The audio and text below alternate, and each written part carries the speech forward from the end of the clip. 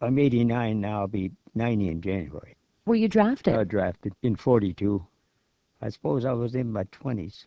After you were drafted, what happened from there? Where were you sent for boot camp and training? We went in at Fort Crook, Omaha, and went to Leavenworth, Kansas, and then we went to Cheyenne, Wyoming, Fort Francis E. Warren.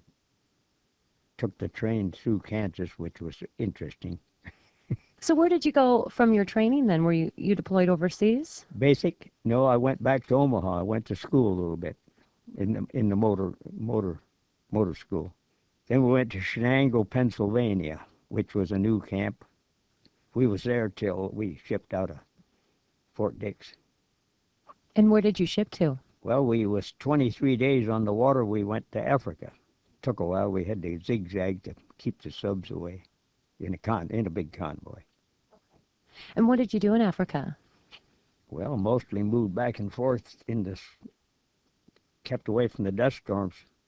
The war was pretty well over in Africa then, but we got air raids, and we kept moving. We rode a train for 2 weeks. It was a 30 by 8, I think. It wasn't. It was the old French Morocco. See, okay. We rode the old train for 2 weeks. Went to Algiers, and then we rode it back. When we invaded Sicily, I didn't get there. I made 3 trips to Tunis to get on the ships, but they kept sinking them. See, so then we finally went back to Algiers, and then we shipped back to Mostaganem, and then we hit Italy.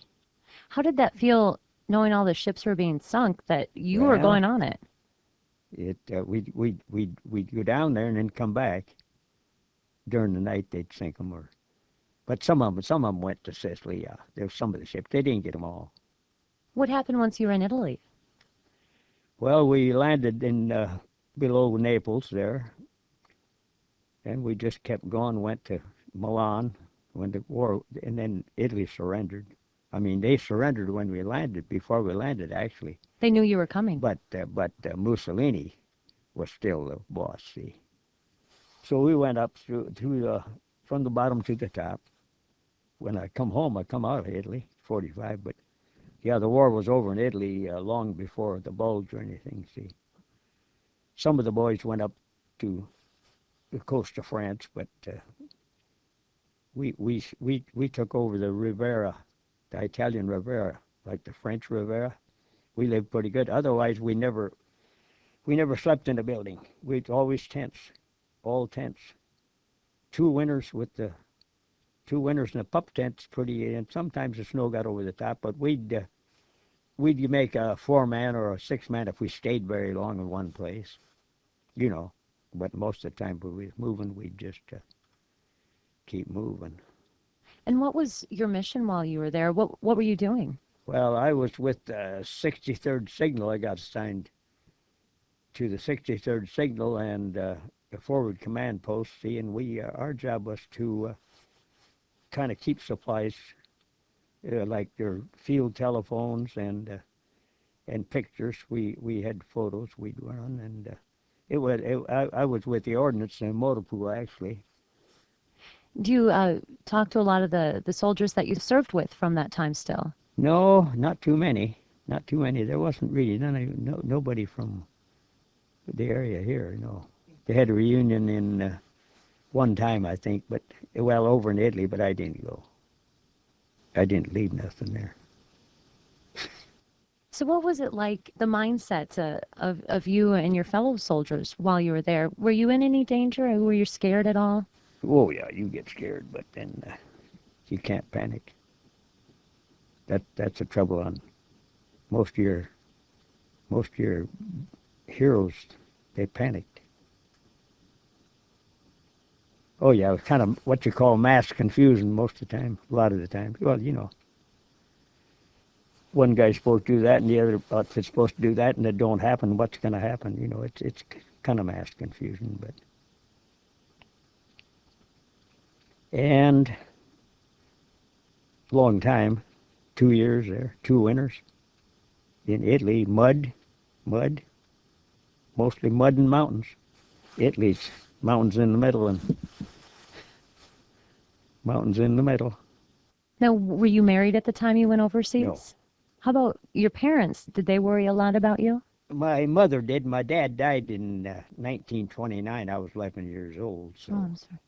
I had 6 sisters and two brothers. Yeah, I suppose they did. Suppose they did. Yeah.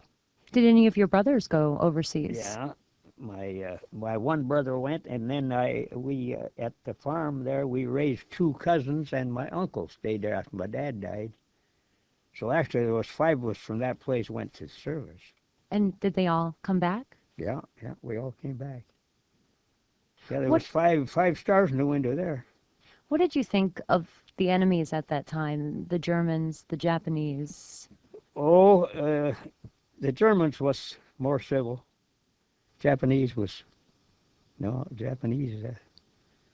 I had a good buddy I went to school with and run around with all the time. He enlisted. He went to the Philippines and he was in the Bataan March and never did come back. The deal is there. It's your soldiers doing the fighting. The generals they cause the fights and the soldiers do the fighting. But the Germans was more civil in certain ways. Of course, at the death, the camps and all that. Yeah, but I would say the Japanese they was more they was fanatics actually anytime. But yeah, we had a bunch of British alongside of us, and we had Turkish, India troops, the Gurkhas, uh, and Sinhalese from Africa, the big guys with the rings in their nose, and yeah, there was quite a group. India troops, they had it figured out. The Gurkhas, they had their women right with them, did all the cooking and everything for them. See, they was what's called night. They'd move at night mostly, but they had it kind of figured out. Yeah. Is there one memory that you have that really stands out to you from your 2 years there? Oh yeah, there's quite a few. At Casino, we was up there waiting, and of course they wasn't supposed to take it. I mean, it was supposed to be Monte Cassino was supposed to be sacred, but the Germans was in it, and they'd we was on a we could see them. They would roll the stones over night, day after day. The bombers, the 17s coming day after day, but. And then one of them dropped one loose, a little. One of our planes dropped one down there, and a little bit before they were supposed to. And the 2 of the guys with me, they got her, but I got behind a tree and I got by, but the hole in the pup tent. So it was kind of hairy. They're pretty noisy when they come down. B-17s? Yeah, B-17s, 29s come later. See. What did you think when the atomic bomb was used on Hiroshima? Do you remember where you were at that time? Yeah, I was over in Milan, Italy. Yeah, well, it would have been, one side or the other who was going to get killed because we'd have lost. Them Japanese, they'd have went till the end. See, there was no giving there, and that was it. So it was a decision, I guess, to get her over with. Yeah. What was it like when you came home? Well, yeah. People thought a lot of you. Did you feel it was deserved? Well, you didn't argue. You did the job, and that was it. You know, when you see old Mussolini hanging by the heels right outside of Milan in the oil station, yeah. The Patriots got him. The Italian Patriots, they were supposed to be with us, but they had her figured out. We was clear up to the end of Italy, Milan, before they got him. They wanted to make sure. They wanted to make sure that they was on the right side when they did get him. Him and Cleo Petacci hanging both on the oil station, hanging by the heels. Yeah, it's of course little fanatics there too, I suppose. Little fanatic people. They get carried away, but yeah, it ain't Then we got into Rivera. We lived like kings. You know, the Mediterranean and the other was sea. They run together right there. That's your resort area. Yeah, nice, nice, nice. And they didn't really bomb that too much. Naples and most of them towns, they wiped them out. Naples was dirty, you know, wiped out, rats. Of course, that's down on the shore further. Caserta was a town that actually the whole town took care of the king's grounds. We camped on the king's grounds when we first got up that way. You know, big statues and the waterworks and people spewing water out of them, and of course they had big orange groves there, but it was the oranges looked like they was, you know, nice, but we ate some, but they wasn't quite ripe, so we had little problems. I mean, that was some of the humor stuff, you know. Yeah. Mm-hmm. Some of the humor stuff, and you got to kind of have that too. The old King's Palace and that, yeah, we're old. Whatchamacallem hung on the ceiling and painted the ceiling. Yeah, that was something to see. Well, I actually I went back an hour back to Rome from up north further, and in your USOs, you know, you go back for rest and recreation. I see a kid from Del Rapids that I kind of knew, a Zweiback, Fritz, and he was with the engineers. So I got over there and I looked him up, and they were right outside of Rome, and he was on guard. It was miserable, kind of a rainy night, which it did all the time in Italy, pretty near rain. So I walked over, and he said he's down there on guard. See, so I walked down there, and of course, one GI looking at another one in the dark, you grunt, and that's about it. See, and so I said something to him, and yeah, he grunted, and I said it'd be a lot nicer to be back in Del Rapids to an old time dance tonight. And he popped up then, and he got somebody, and then we went into.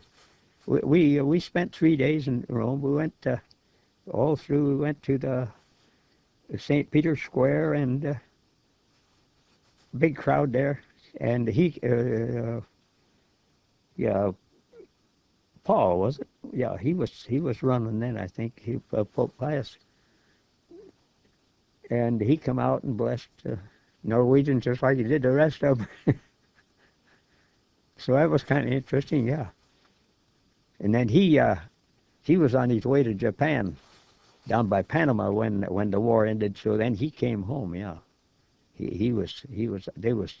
that officer was going to Japan, see, down to Panama. But then he got home. He beat me home a little bit, but I got home pretty quick. You went on points, you know, overseas and stripes and all that stuff. And yeah, I got out pretty early. October 45, see. Oh, it's an experience, all right, yeah, but... Did it change you? Oh, everybody got changed a little, yeah. Of course, you grew it up a while. I was in the Army 34 months, 28 months overseas, so you was away from home a while.